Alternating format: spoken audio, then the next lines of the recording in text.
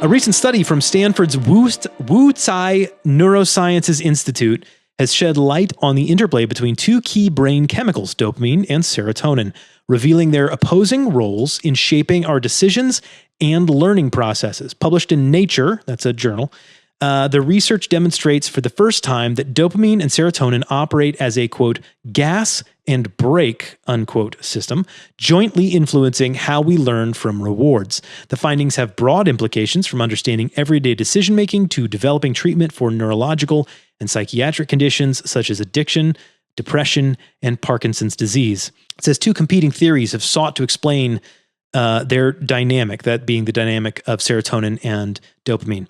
The synergy hypothesis, which posits that dopamine focuses on immediate rewards and serotonin on long-term benefits, and the opponency hypothesis, suggesting that the two act in opposition, with dopamine encouraging impulsive action and serotonin promoting restraint. Stanford researchers aimed to directly test these theories using advanced experimental methods. All right, before we go any further, that's the setup. Joey, what is dopamine? What is serotonin? Help me, remedial base level. I was going to say, yeah, at the basic level, they're both associated with being, they're called happy hormones. Okay. Couple things I liked. Dopamine more associated with wants. Serotonin more associated with likes and loves. Okay. Okay. Dopamine, really known as the reward chemical, back to the wants. Quick reaction to stimuli, the link to addiction, drugs, alcohol, but also sugar, shopping, spending money, gambling, social media scrolling, video games, the types of things. Some are inherently bad, you could say, certainly, but not necessarily things that are inherently bad. Okay. But it's the reward hormone, drives motivation, drives pleasure.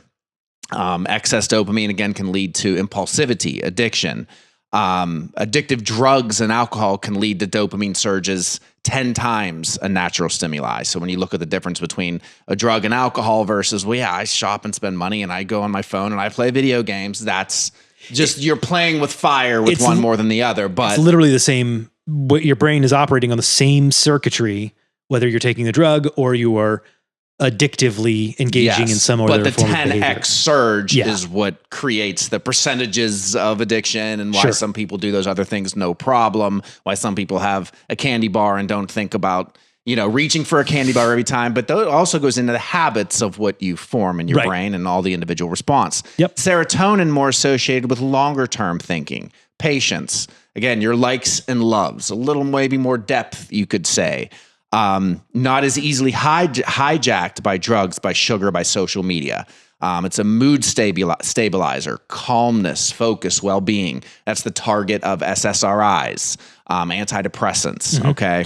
So the synergy hypothesis and opponency hypothesis, those are pretty dramatically different perspectives, it seems like. Why do we have such different views on it? Yeah. So I guess, what they're trying to determine, we know dopamine is kind of the short-term immediate rewards, and we have also seen that serotonin may be a little more long-term association, but are they just working together and this is short and long, or is there some opposition where dopamine is this impulsive part of your brain and neurotransmitter, and serotonin is restraint? Yeah.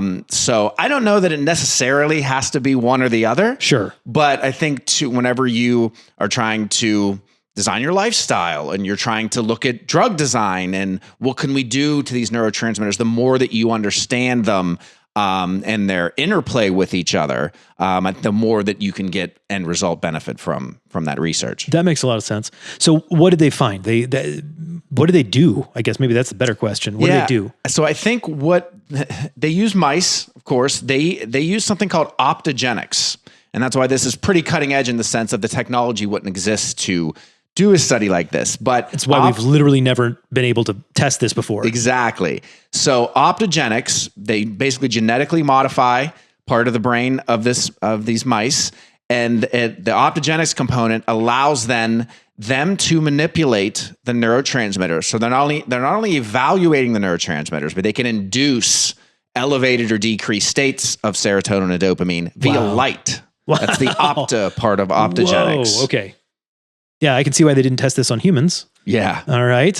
So what they found that dopamine and serotonin activity shifted in opposite directions.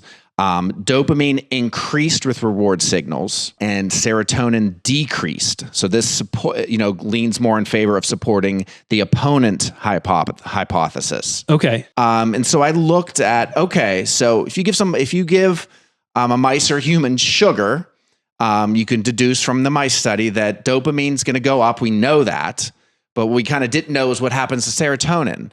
So with something like that, just an external stimuli, serotonin goes down. That reinforces the learning. So what they did then was they raised both of them, using the optogenics, and the reward learning in the mice was slower than whenever it went where dopamine goes up and serotonin goes down. It had a harder time learning. Yes. So the learning of the rewards is associated with a decrease in serotonin and an increase in dopamine.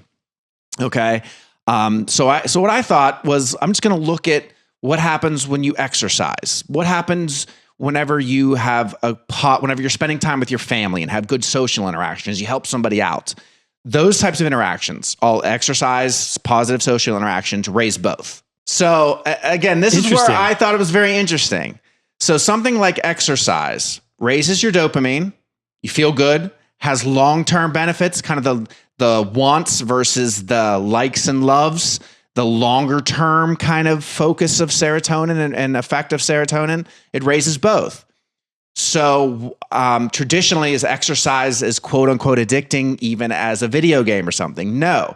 And I thought that was interesting because that kind of decreases the likelihood that the reward aspect is learned.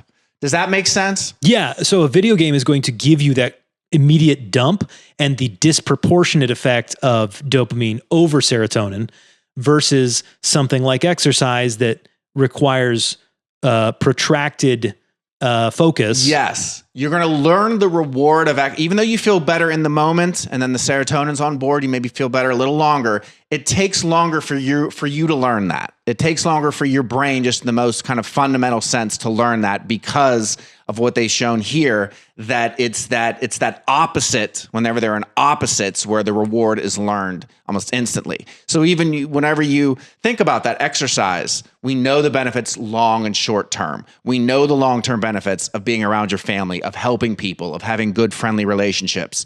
What's the benefit of sugar? Benefit of the long-term benefits of playing video games. Not bad things. Right. Obviously, the drugs and alcohol. So when you look at what those things, instant scrolling, without the increase in serotonin, you learn it faster. Yeah. But they also are tending to be things you don't want to learn as fast. And the things that you want to learn, I want to work out for the next 3 days and love it. Yeah. If only. And yes, there's other things at play. It takes physical effort. You may be sore. Obviously this is not to boil it down to this being the only thing, but when you look at the process of, I would just assume, if it elevates dopamine and serotonin, it's going to be more of a reward signal. And it shows you the way the brain works, that whenever they're both elevated again, that they induced in the mice, that occurs during the exercise positive social interaction, that the learning effect is lessened. Takes longer to learn, slower to learn. So it's a gas and brake pedal being an apt analogy. It's almost like pressing down on the gas while also holding down the brakes to some extent. You might move, but you're going to move slower. Exactly. Makes sense. Okay. So if I need to, or if I want to engage in some sort of long-term behavior that will improve my life, that's why figuring out how to gamify it, for lack of another term, has a better success rate. Whether it's just setting a small micro goal and hitting it so that you can get that dopamine hit, or using, I remember it was Couch to 5K was an app that was popular for a minute, like figuring out different ways to turn the boring, slow reward into an immediate dump will increase the rapidity with which you gain the pleasure and the fun. And you will eventually, again, soreness aside, etc. Yeah. And with the family and pause, because I thought that was really interesting too, that parallel between those two. Yes, they're still going to, I love being with my kids, but there's still going to be the downside of that at times. Yes. But I think the point is that the more that you reinforce that behavior, the more that you do it, the more it becomes natural to you, the more that your brain learns it's a reward. And then from there, you get the longer term kind of serotonin effect of it. More kind of on the clinical end of when you're looking at depression, you're looking at addiction, those things that are related so directly to serotonin and dopamine, that instead of just designing a drug around the serotonin and kind of avoiding dopamine or vice versa, that now hopefully if they can prove this out more and start to get involved in humans, et cetera, that they can design, when it's warranted and needed. Right. Because what's hard to do whenever you're depressed? Be around your family. Yeah. Get up and exercise. Be motivated to go out and see your friends and go to dinner with your buddy. Those things do start to fall away when there's depression, when there's low serotonin. Wow. And then what do you crave? Yes. What's very easy, what's going to make you feel really good? Sitting at home, throwing on Netflix, sitting at home, playing my video games, sitting at home, scrolling on my phone. It kind of like, well, ultimately you're saying like, do stuff that's good for you. And eventually I get it, but adding a little bit of concrete at the bottom, a little bit of foundation of what's actually happening in your brain, maybe why you're not reacting to it exactly as you hoped, those kind of things. I think for me anyway, helps me to get something out of it. Well, and if nothing else, we aren't animals. We don't respond strictly to the stimuli. So hopefully, if you know what's going on, maybe at some level, you can just go, you know what? I'm not getting the reward right now, but that's okay. Mm-hmm. I know this is good for me in the long term. This is the thing I'm going to do. Or I'm feeling down and I'm feeling blue. I know that's because of low serotonin. So maybe I need a medication, maybe not. Maybe what I need to do is engage in some activities that are going to, in the longer run, give me more of the thing that I'm missing. Yes, exactly. And then you're exactly right, but look at the opposite of that. Yeah. So when you're feeling a little down, when you're not feeling great, and you know that you can pull up your phone, even if you don't really know why it makes you feel better, It does. Or maybe you run over to the pantry and it's not the refrigerator for fruit, it's for candy. Those things, even putting up just a little more concrete around it of why maybe we do try to limit those things. I know it's a big thing now, the dopamine detox and all that. Yep.